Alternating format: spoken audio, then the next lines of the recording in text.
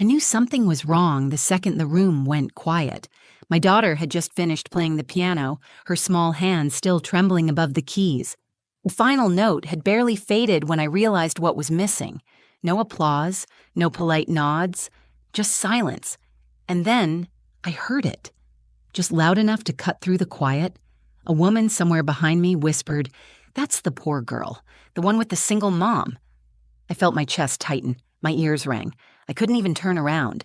I just sat there, frozen, my hands gripping the edge of the seat like it could keep me from falling apart. My daughter's name is Zariah. She's 9 years old, and last night she played her heart out at her school's annual talent show. She wrote her own song, practiced it for weeks, poured every ounce of herself into it. I watched her stay up late after homework, headphones in, tapping out melodies on a tiny keyboard we bought from a yard sale. She believed in that song. But when she played it on stage in front of her classmates, the judges, and a crowd full of parents, they didn't clap. Not even a few scattered claps out of pity. Nothing. I looked at her from my seat in the middle row. She bowed like I taught her, then glanced up, searching for some kind of reaction.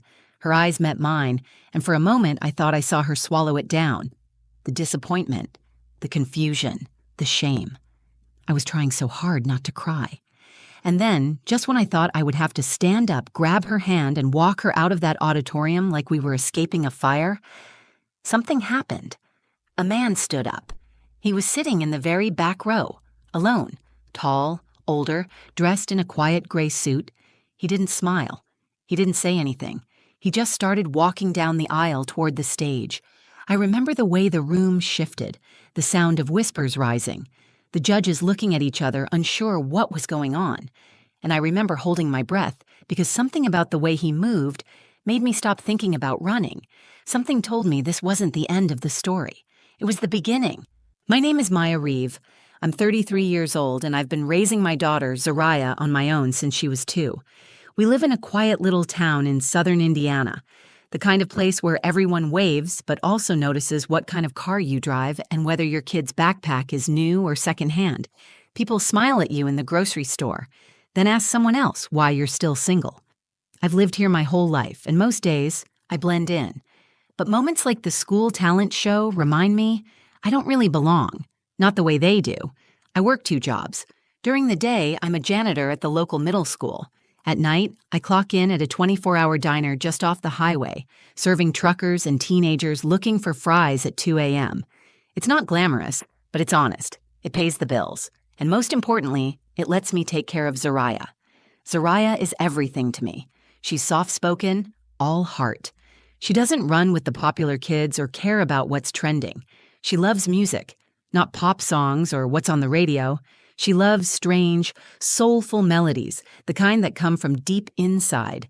She started writing little songs when she was 7, just humming things into a recorder and telling me, "This one feels like rain," or "This one is what it sounds like when someone misses you." I bought her a used keyboard from a garage sale last spring, $60. It was missing the stand and had a sticky B-flat key, but it lit up when she turned it on, and to her, it was magic. She played it every day after school, her fingers hovering like she was discovering something sacred. She'd play for hours, sometimes eyes closed, chasing a sound she could only feel. When the school announced its annual talent show, Zariah asked if she could sign up. I hesitated for a second. She's not the kind of kid who seeks out attention, but she said, "I want them to hear what I wrote." That's what she called it. Not her performance, not her song. Just what I wrote. She was so proud when she turned in the sign-up form. Every day for weeks, she practiced her piece. I'd make dinner while listening to her in the other room, and I swear sometimes I'd stop stirring the pot just to listen. There was something haunting and beautiful about what she'd created. She didn't just play notes, she told a story. But underneath the pride, I also saw the nerves. She didn't say much about school, but I knew. She's the only kid in her class who brings her lunch in a grocery store bag instead of a character lunchbox. Her shoes are clean, but always one season behind. I knew that stepping on that stage wouldn't just be about the music, it would be about being seen. Still, she practiced. She asked me to braid her hair. Nice, but not like I'm trying too hard. She laid out her outfit the night before, her best dress, the one from last Easter. I stitched the torn hem by hand. She looked in the mirror and smiled at herself. The night of the show, we arrived early. The auditorium was packed. Kids ran around backstage in glittery costumes and sequined leotards. Parents chatted in clusters, comparing private lessons and weekend camps. I sat alone in the middle of the audience, clutching my hands, trying not to look too out of place.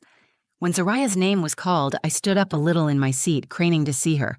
She walked to the piano slowly, her chin up but her fingers fidgeting. I whispered to myself, "You've got this, baby." She sat down at the bench, adjusted the microphone just like she'd practiced, and placed her fingers on the keys.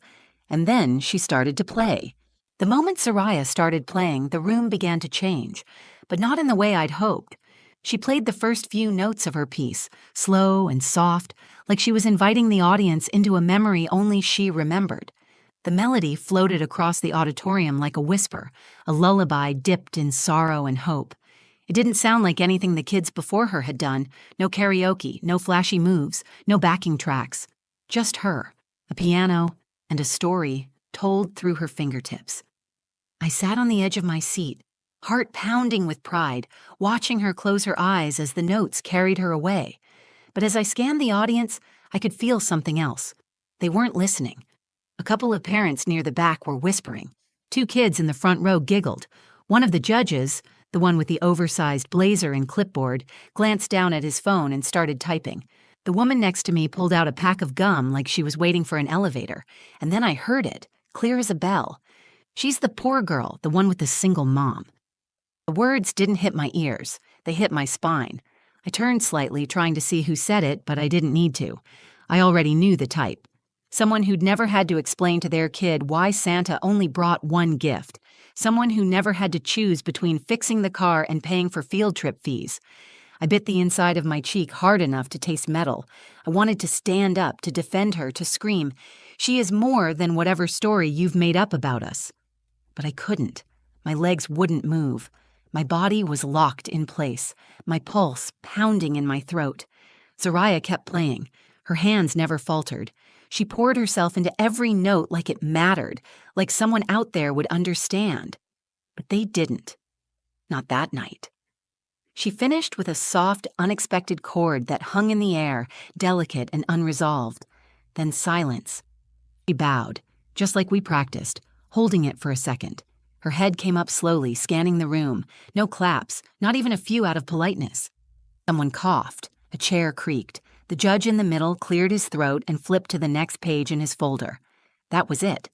Zariah stood there for a moment too long, just long enough for me to see her face change.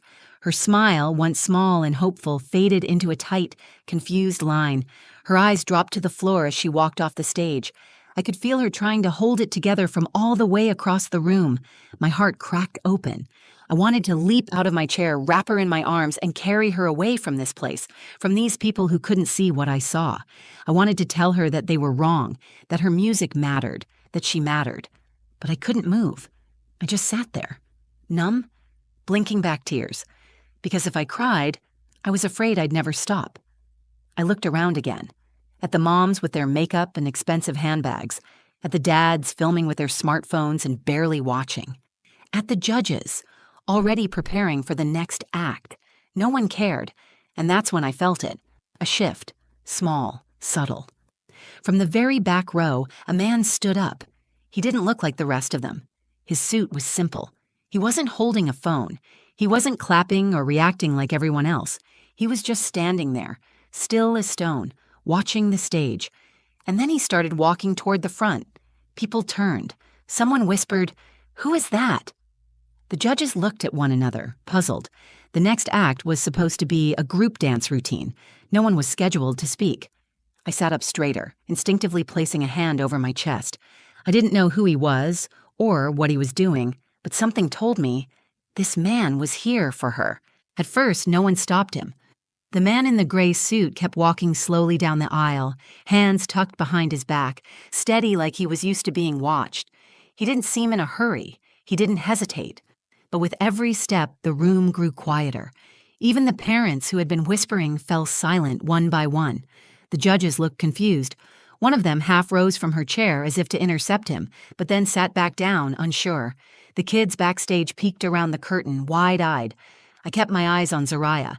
She was standing at the edge of the stage now, off to the side, half in the shadows, clutching her music folder to her chest.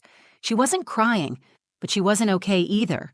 Her mouth was tight, and her shoulders were curled inward like she was trying to fold herself into a smaller shape. The man reached the front of the room and turned to face the judges. "Excuse me," he said, his voice calm but firm. "Would it be all right if I borrowed the microphone for a moment?" That was all he said. Nothing dramatic, no big speech, just a simple, respectful request. The room was frozen. One of the judges, a young man in a maroon blazer, glanced at the others, then gave a barely perceptible nod. A student volunteer handed the man the mic without saying a word. He walked slowly to center stage, turned to face the crowd, and lifted the microphone. "My name is Dr. Elias Monroe," he said, "and I wasn't supposed to be here tonight. My flight home got canceled, so I came to watch my granddaughter perform. But then I heard something that stopped me cold." He paused. The room leaned in. "I've spent my life teaching piano at Juilliard. I've trained concert pianists, film composers, symphony soloists, and in all those years, very few pieces have grabbed me the way that little girl's music did just now." The silence shifted. It was no longer awkward or empty. It was reverent. He glanced toward the side of the stage, eyes kind. "Zariah," he said, "may I ask, did you write that piece yourself?" She nodded slowly, unsure whether to smile or run. He turned back to the audience. "Ladies and gentlemen, that was an original composition. That was a voice. That was art." A few gasps. One parent near me actually whispered, "Juilliard," like it was a word she'd only ever seen in movies. Dr. Monroe continued, "I'd like to ask a favor. With your permission, Zariah, would you be willing to play your piece again? This time, may I accompany you?" I felt my breath catch. Zariah looked over at me, just a flick of her eyes. I gave her the smallest nod I could manage without breaking into tears. She walked slowly back onto the stage, her footsteps barely making a sound. Dr. Monroe stepped aside and let her sit first.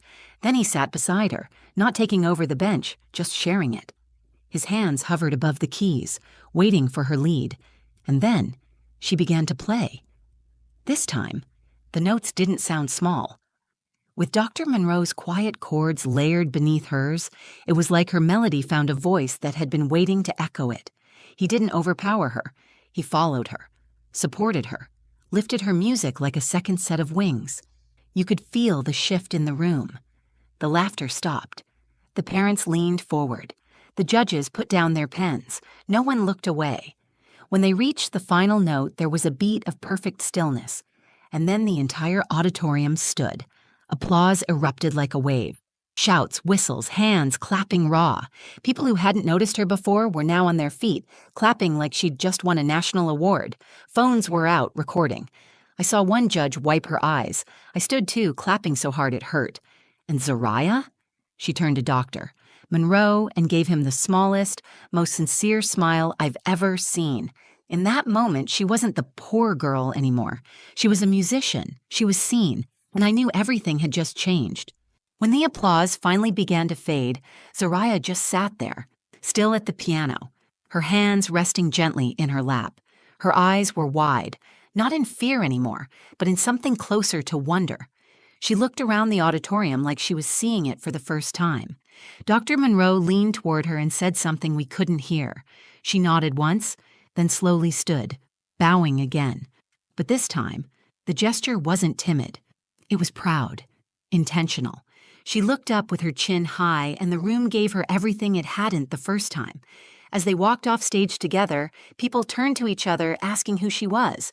Parents who had ignored us in the school pickup line were now craning their necks to get a better look at her. Kids whispered in awe.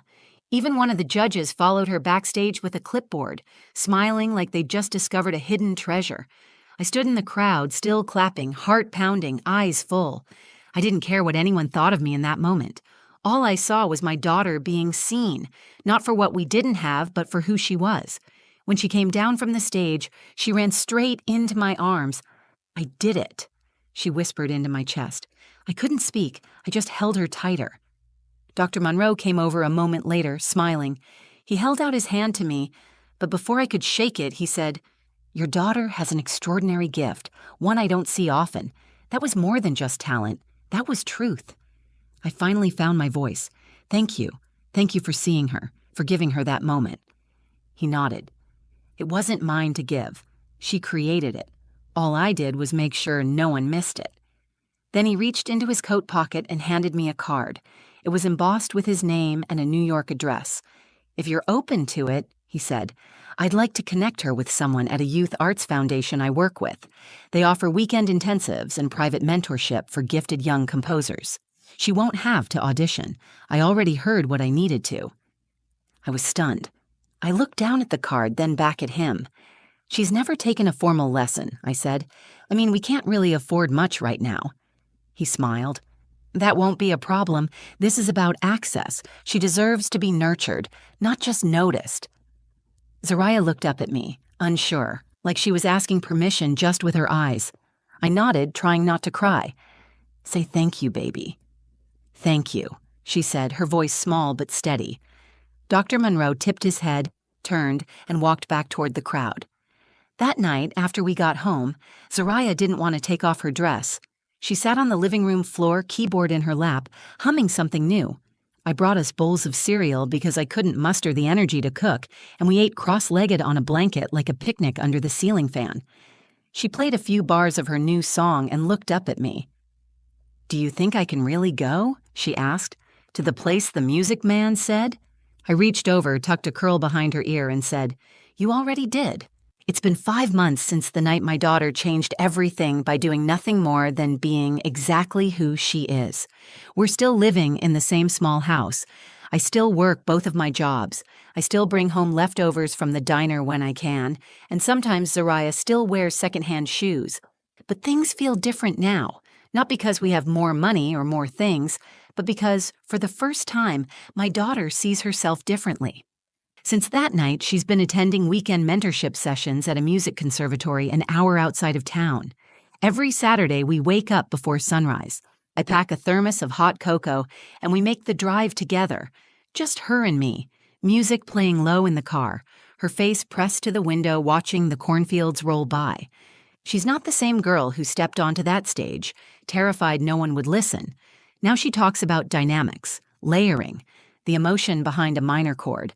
Her teachers say she's composing pieces with depth they usually don't see in students twice her age.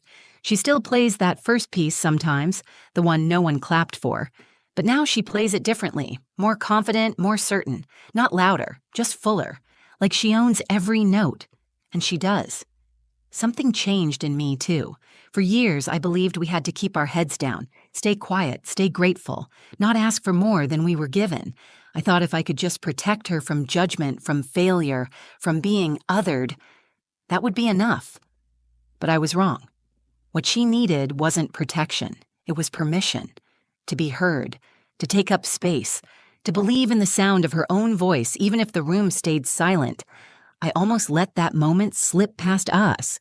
I almost let her walk away from the stage believing that silence meant she wasn't enough. But one stranger, one person who chose to pay attention, made sure that didn't happen.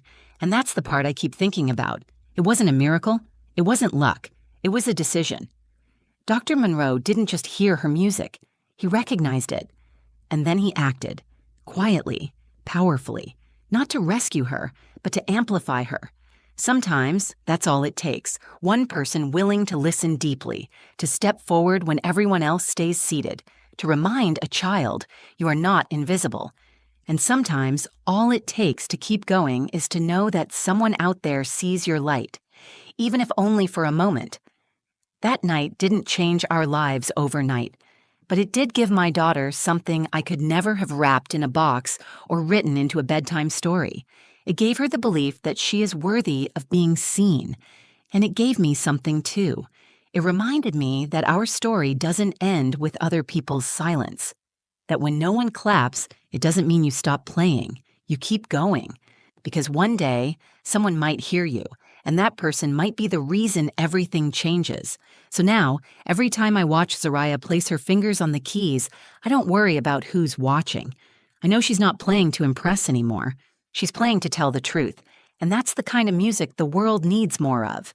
If this story meant something to you, if it made you feel, reflect, or remember your own moment of being overlooked or finally seen, like the video, share it with someone who needs to be reminded that quiet voices still matter. Comment below and tell me your story. Tell me about the person who stood up for you or the moment you found your own voice. I read every word, and if you want more stories that speak to the heart, that make you pause and really feel something, subscribe to the channel. We've got more to share. Thanks for watching. Thanks for caring. And most of all, thanks for listening.